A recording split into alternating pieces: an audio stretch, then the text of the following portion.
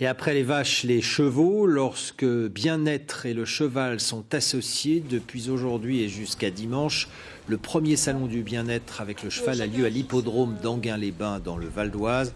Pour la première fois en France, toutes les activités se servant du cheval pour le bien-être de l'homme sont exposées. Et ces activités sont très variées. Elles contribuent au bien-être physique et moral de tous ceux qui cohabitent avec les poneys et les chevaux. Vous allez le voir avec l'équipe coaching que vous présente Tania Watine et Louis Simondet.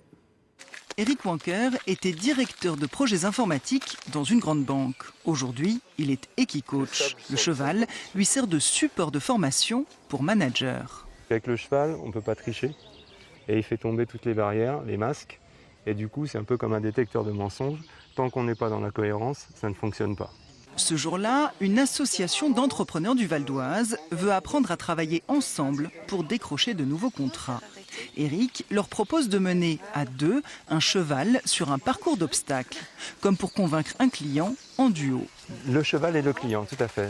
Le client est représenté par le cheval et donc il est beaucoup dans la communication non verbale, comme beaucoup de clients aussi.